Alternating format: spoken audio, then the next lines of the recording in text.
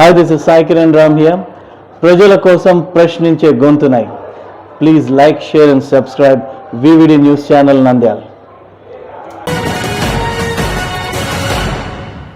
YSR Congress party Nandyal జిల్లా అధ్యక్షుడు మాజీ ఎమ్మెల్యే కాటసాని రాంభూపాల్ రెడ్డి విలేకరుల సమావేశం నిర్వహించడం జరిగింది. ఆయన మాట్లాడుతూ రెడ్ బుక్ రాజ్యాంగ పతాక స్థాయికి చేరిందంటూ తనదైన శైలిలో కూటమి ప్రభుత్వంపై విమర్శలు చేశారు. సోషల్ మీడియా వాళ్లపై కేసులు పెట్టి వేధిస్తున్నారు. మంత్రులు ఎమ్మెల్యేల అవినీతి అక్రమాలు పెరిగిపోయాయి. అవినీతి పనులను సీఎం చంద్రబాబు నియంత్రించలేని పరిస్థితి. ఫారెస్ట్ అధికారులను కారులో తిప్పుతూ దాడి చేయడం ఏంటి? రౌడీ షీటర్ శ్రీకాంత్ కు టీడీపీ ఎమ్మెల్యేలు పెరల్ లెటర్లు ఇవ్వడం ఏంటి? టీచర్లకు జగన్ చేసిన అన్యాయం ఏంటో, చంద్రబాబు చేసిన న్యాయం ఏంటో చెప్పాలి. హీరోయిజం కోసం ఎమ్మెల్యే దాడులకు పాల్పడుతున్నారని ఘాటుగా విమర్శలు చేశారు.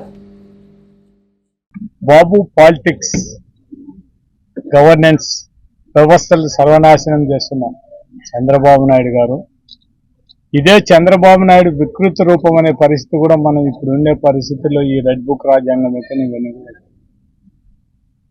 ఎవరైతే కమిషన్లకు సహకరించకపోతున్నారో అటువంటి ఉద్యోగ అధికారులపై కూడా రెడ్ బుక్ ను ప్రయోగించే పరిస్థితి మంత్రి అచ్చెన్నాయుడే చేయడం జరిగింది.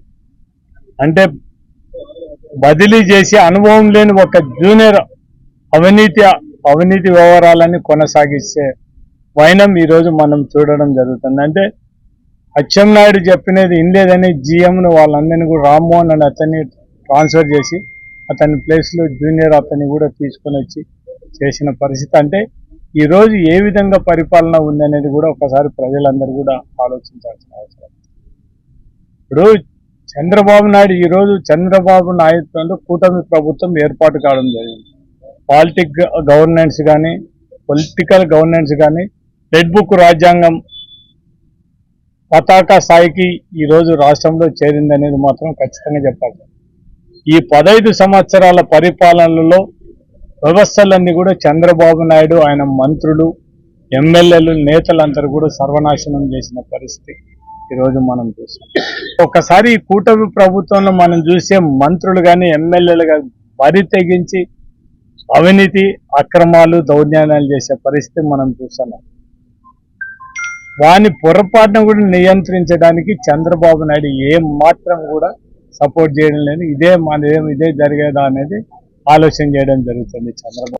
ఇప్పుడు అచ్చెన్నాయునికి ఈ అవినీతి వ్యవహారం అనేది ఇంతకుముందు కూడా గవర్నమెంట్లో అంతకుముందు కూడా ఈఎస్ స్కామ్ల కింద ఆయన అరెస్ట్ చేయడం జరిగింది. అంటే ఇటువంటి అవినీతి మంత్రులను పెట్టుకొని ఏ విధంగా పరిపాలన చేయగలరో ఒక్కసారి ప్రజలు కూడా ఆలోచించమని చేయడం.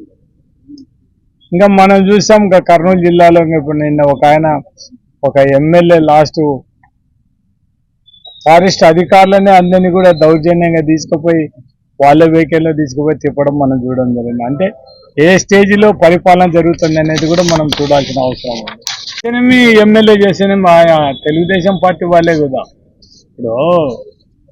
ఇప్పుడు కింద ఒకరు స్టార్ట్ చేసి ఇంకా వీళ్ళ కార్యకర్తలు ఎందుకు ఇంకా డైరెక్ట్గా మేమే ఫీల్డ్లోకి వస్తే బాగుంటుందనే ఉద్దేశంతో ఆ ఎమ్మెల్యేలు డైరెక్ట్గా మేమే హీరోయిజం చూపిస్తే బాగుంటుంది, వేరే వాళ్ళు చూపించేదానికంటే మా హీరోయిజం అయితేనే బాగుంటుందని వాళ్ళందరూ ఆ స్టేజ్లోకి వచ్చినట్టు ఉండడం జరుగుతుంది.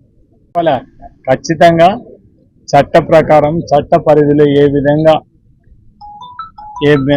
మనం ఏం యాక్షన్ తీసుకోవడానికి చట్ట పరిధులు అనేది అవన్నీ పోలీసులు ఖచ్చితంగా తీసుకోవాల్సిన అవసరం ఉంది.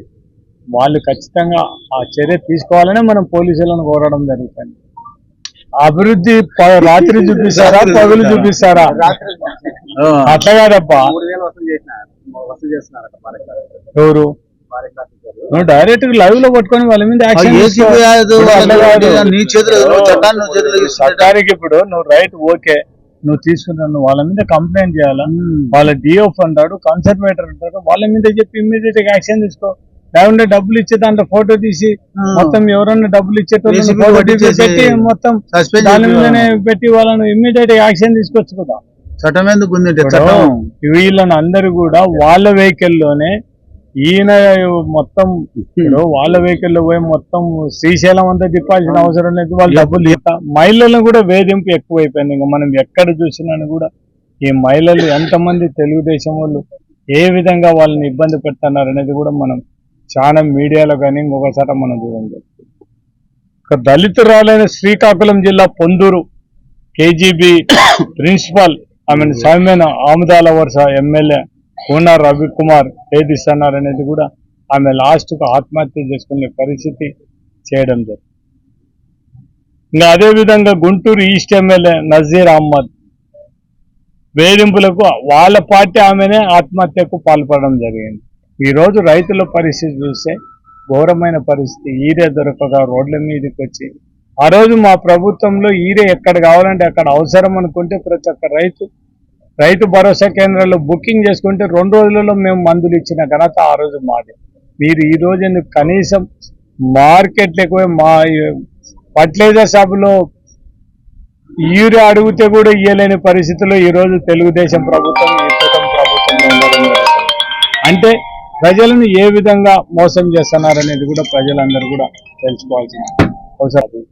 అధికారం అడ్డం పెట్టుకొని ఇప్పుడు ఏమన్నా చేస్తే అదే పరిణామం మళ్ళా మనకు సీన్ ఖచ్చితంగా రిపీట్ అవుతుంది. ఈ రోజు చేసిన పని ఖచ్చితంగా నెక్స్ట్ మనం కూడా అనుభవించాల్సిన అవసరం వస్తుంది.